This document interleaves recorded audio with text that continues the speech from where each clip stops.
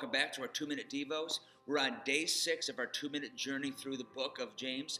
James chapter 1, verse 25 through 27 wraps up James chapter 1. Now, if you didn't do yesterday's reading or Devo, I promise you, the way to understand today is to start reading yesterday's from 19 all the way through 27 because they are interconnected. James in verse 19 begins to talk about anger. Then verse 22, he talks about listening to the word of God and making sure that what you're reading is getting down in your life and you're walking in obedience by allowing your actions and your resolve to be managed by the word of God. Then we get to these few verses, specifically verse 26. If you claim to be religious but don't control your tongue, you're fooling yourself and your religion is worthless.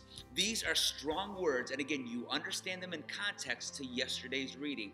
He talks about anger, and he talks about the word of God speaking into our lives and us walking in obedience to the word of God. And then he lays it out now.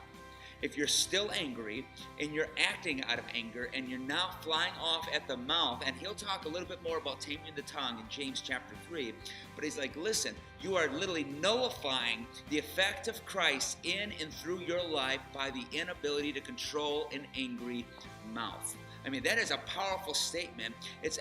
We're walking in the world, and we're supposed to give a testimony of Jesus Christ, but yet if we're constantly spouting out anger, we're constantly spouting out bitterness, we are literally nullifying the effectiveness that Christ can have in and through our lives because we haven't learned to manage our mouth. So my challenge today is this.